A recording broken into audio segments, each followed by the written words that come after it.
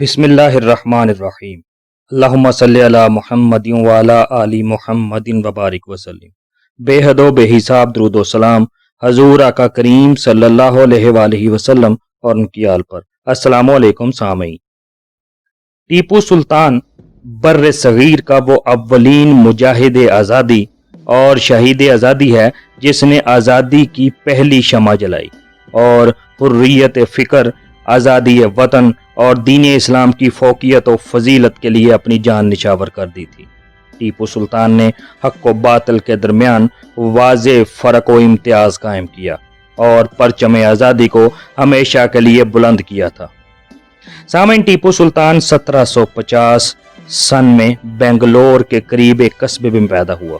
ٹیپو سلطان کا نام جنوبی ہندوستان کے ایک مشہور بزرگ حضرت ٹیپو مستان کے نام پر رکھا گیا تھا۔ ٹیپو سلطان کے آباء و اجداد کا تعلق مکہ معظمہ کے ایک معزز قبیلے قریش سے تھا، جو کہ ٹیپو سلطان کی پیدائش سے اندازاً ایک صدی قبل ہجرت کر کے ہندوستان میں براستہ پنجاب دہلی آ کر آباد ہو گیا تھا۔ ٹیپو سلطان کے والد نواب حیدر علی بے پناہ خداداد صلاحیتوں کے حامل شخص تھے، جو بے مثال جواں مردی اور ماہرانہ حکمت عملی کے سبب ایک ادنا افسر یعنی نائک سے ترقی کرتے ہوئے ڈنڈیگل کے گورنر بنے اور بعد ازاں میسور کی سلطنت کے سلطان بن کر متعدد جنگی مارکوں کے بعد خود مختار حکمران بنے اور یوں 1762 سن میں باقاعدہ سلطنت خداداد میسور یعنی موجودہ کرناٹک قائم کی۔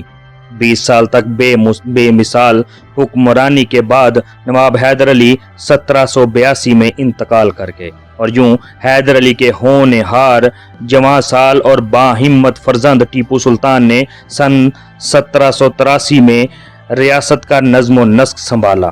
دنیا کے نقشے میں ہندوستان ایک چھوٹا سا ملک ہے اور ہندوستان میں ریاست میسور ایک نقطے کے مساوی ہے، اور اس نقطے برابر ریاست میں 16 سال کی حکمرانی یا بادشاہت اس وسیع و عریض لامتناہی کائنات میں کوئی حیثیت و اہمیت نہیں رکھتی، مگر اسی چھوٹی ریاست کے حکمران ٹیپو سلطان نے اپنے جذبے اور جرأت سے ایسی تاریخ رقم کی جو تا قیامت تابندہ و پائندہ رہے گی۔ سامعین، ٹیپو سلطان کا یہ مختصر دور حکومت جنگ و جدل، انتظام و انصرام اور متعدد اصلاحی و تعمیری امور کی نظر ہو گیا، لیکن اس کے باوجود جو وقت اور مہلت اسے ملی اس سے ٹیپو نے خوب استفادہ کیا۔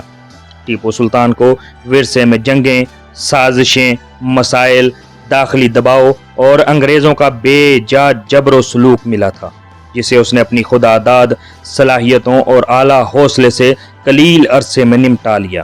اس نے امور سیاست اور ریاست سے مختلف نوع تعمیری اور مثبت اصلاحات نافذ کی۔ سامعین، صنعتی، تعمیراتی، معاشرتی، زرعی، سماجی اور سیاسی شعبوں میں اپنی ریاست کو خود کفیل بنا دیا۔ فوجی انتظام و استحکام پر اس نے بھرپور توجہ دی، فوج کو منظم کیا، نئے فوجی قوانین اور ضابطے رائج کیے، اسلحہ سازی کے کارخانے قائم کیے جن میں جدید ترین ٹیکنالوجی کے تحت اسلحہ اور پہلی بار راکٹ بھی تیار کیے گئے، اور اس نے بحریہ کے قیام اور اس کے فروغ پر زور دیا۔ نئے بحری اڈے قائم کیے، بحری چوکیاں بنائیں، بحری جہازوں کی تیاری کے مراکز قائم کیے، فرانسیسیوں کی مدد سے اپنی فوج کو جدید خطوط پر آراستہ کیا۔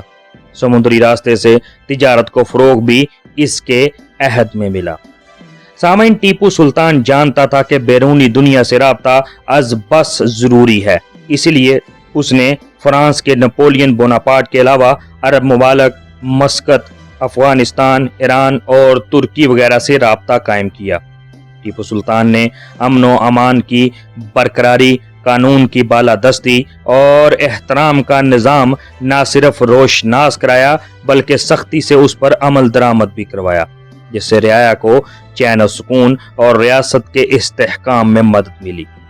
ٹیپو سلطان کا یہ قول کہ گیدڑ کی 100 سالہ زندگی سے شیر کی ایک دن کی زندگی بہتر ہے، غیرت مندوں اور حمیت پسندوں کے لیے قیامت تک مشعل راہ بنا رہے گا۔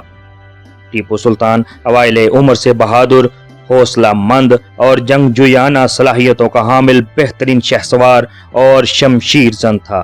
علمی ادبی صلاحیت، مذہب سے لگاؤ، ذہانت، حکمت عملی اور دور اندیشی کی خصوصیات نے اس کی شخصیت میں چار چاند لگا دیے تھے۔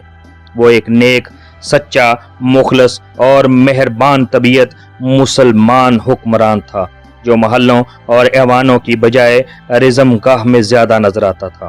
وہ عالموں، شاعروں، ادیبوں اور دانشوروں کی قدر و منزلت کرتا تھا، مطالعے اور اچھی کتابوں کا شوقین تھا۔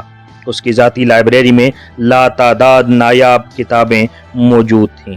ٹیپو سلطان وہ پہلا مسلمان حکمران ہے جس نے اردو زبان کو باقاعدہ فروغ دیا اور دنیا کا سب سے پہلا فوجی اخبار جاری کیا۔ اس کے عہد میں اہم موضوعات پر بے شمار کتابیں لکھی گئیں۔